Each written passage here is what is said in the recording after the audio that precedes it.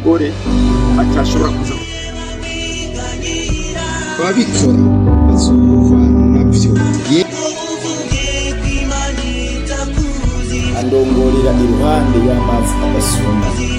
Kaze muri kino kiganiro caburakeye. Mugaho ico bikora cyose turumva ko ijambo ry'Imana rigomba kutubwira ingene ukwiye gusenga. Vyugushima Imana wongere uyitazire kugira uhazwe n'ubuntu bwayo kuri uno munsi mushasha Imana ikorera.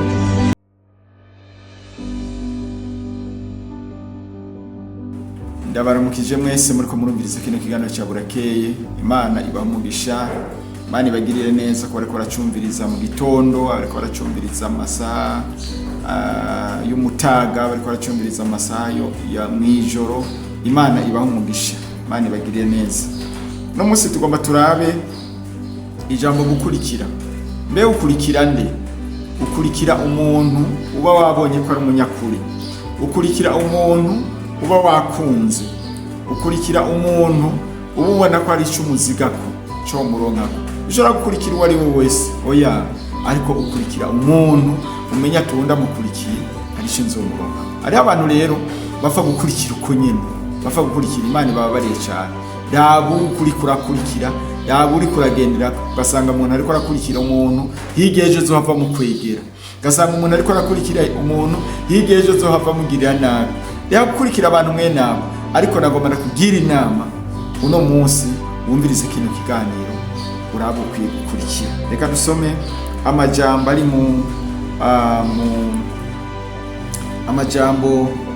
mu butumwa bwiza bwa Luka igice ni ca 14 turaraba ku murongo wa 25.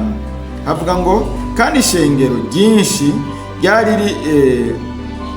ryari rijanye nawe, arahindukira arababwira ati umuntu niyaza kuri jewe niyankese na nyina n'umugore wiwe n'abana biwe mbere n'amagara yiwe nayo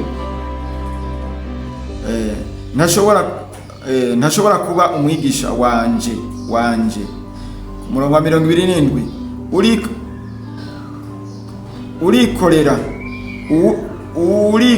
utikorera umusaraba wiwe ngo ankurikire ntashobora kuba umwigishwa wanje. Imana idufashe cyane.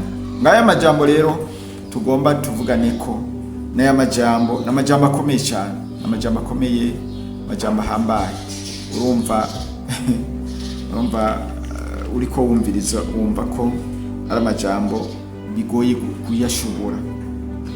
Ngo ishengero ryinshi ryari rijanye nawe, iryo shengero ryinshi. Hama muri ico gihe ngo arabahindukirira babwira amajambo, arabwira ngo umuntu niyaza kuri jewe, uwo Yesu arabwira ngo niyaza kuri jewe ntiyankese na nyina n'umugore wiwe n'abana biwe na bene nyina n'abashiki be mbere n'amagara yiwe, uyo ntashobora kuba umwigisha wanje.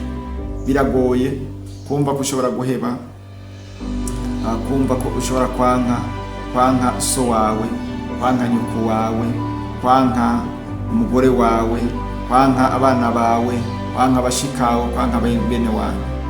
N'amajambo akomeye, mugaho ico bikora cyose birafise ico bigomba kuvuga.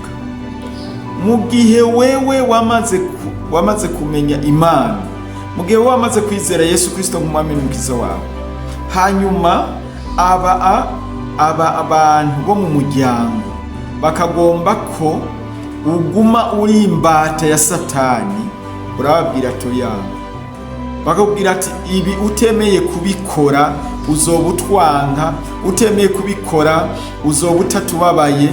Nukuraba neza, urabe ivyo bintu ivyo ari byo byose, birabe, kuko utabiravye urashobora gusanga uvuga ngo uriko wemera kubahiriza gukunda umuryango, mugasanga wanse umwami wacu Yesu Kristo. Nico gituma rero nagomba kugira inama, urabe mbega ivyo umuryango gukwegeramo, ivyo so wagukwegeramo, hariho abantu base wabo babwira ati wewe ngomba ko tuguma mu idini twamyemo. Idini twamyemo nicyo ngomba ko tugumamo. Namba ari ubupfumu ngomba ko utaja mu bindi, tugume muri ibi by'ubupfumu, tujya imiti turondera abapfumu tugira ngo ugasanga nivyo nyene.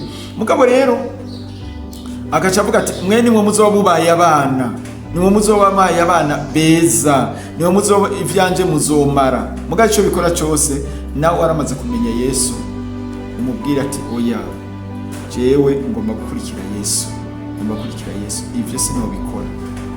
Nukumubwira uko nyene sinobikora. N'umugore wawe agomba kukujana mu bintu bitari vyo, mubwira ati oya never, mubwira ati oya nibikora.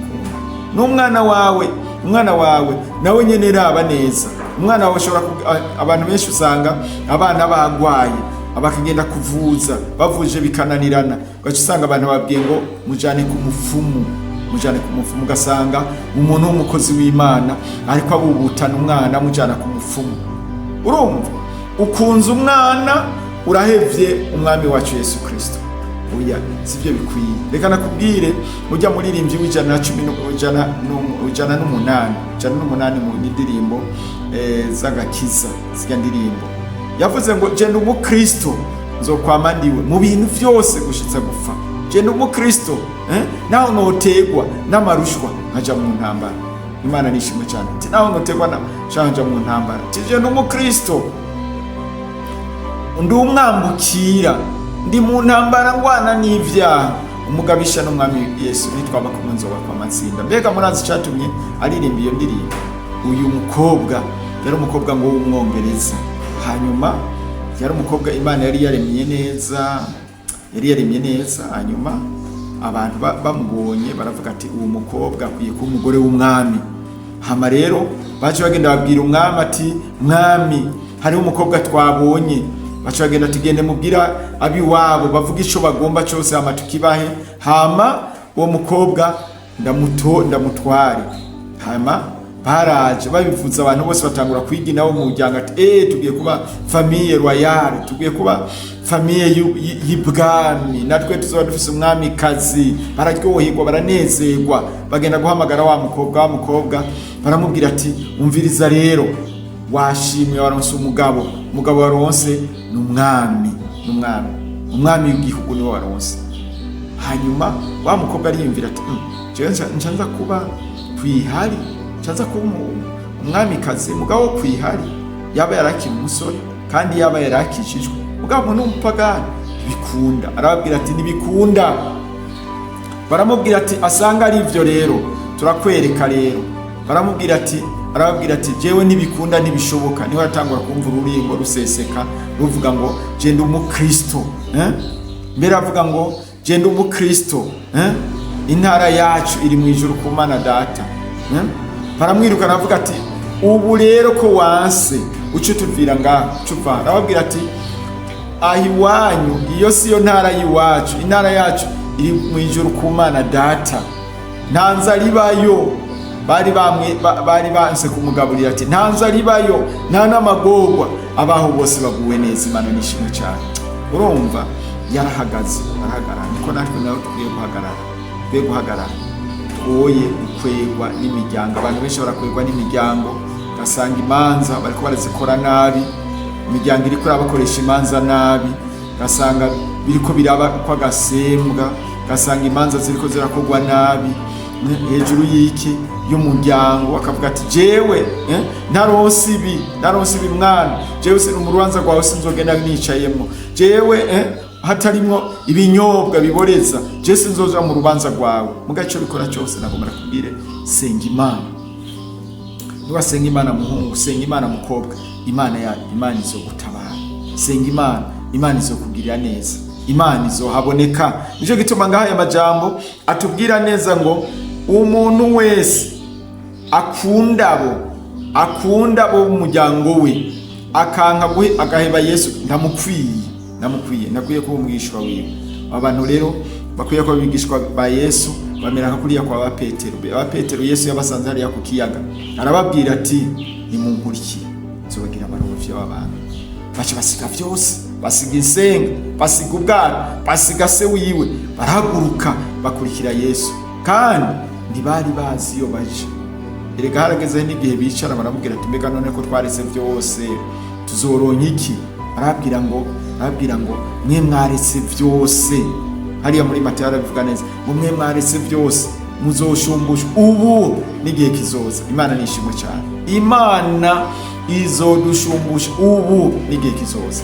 Ngaho rero wame wumviriza aya majambo, uri kurumviriza no majambo, wumve ko ntukunde umuvyeyi wawe umurutishe Yesu, ntukunde umwana wawe umurutishe Yesu, ntukunde umugore wawe umurutishe Yesu. Oya, ahubwo Yesu abi imbere, hanyuma abana nabo cyangwa umuryango bazi inyuma, ibintu byose bizoca bigenda neza. Kuko iyo Mana niba kuzigamira, iyo Mana niba kurindira, iyo Mana ni kugira neza, nizo guha byose. Nico gituma rero Yesu avuga ngo utemera guhebe ivyo namukwiye mbere ngo n'amagara yawe, n'amagara. Abantu benshi kubera amagara, hageze ku magara baca bavuga ngo umuntu batereye amagara ngo aca asamaguye. Mu gace bikora cyose nagomba nakubwire ko n'amagara dukwiye kuyaheba. Turabona ko intuzeye abahevye amagara yabo, bari abantuze ba Stefano barahevye amagara yabo. Natwe yaba amagara yacu ubwa Yesu Kristo natwe tuzoyashunga. Ubu butumwa bwiza bwa burakeye bariko turabwirwa muri uno mwanya. Mwese mwariko muracyumviriza. Imana bahezage, Imana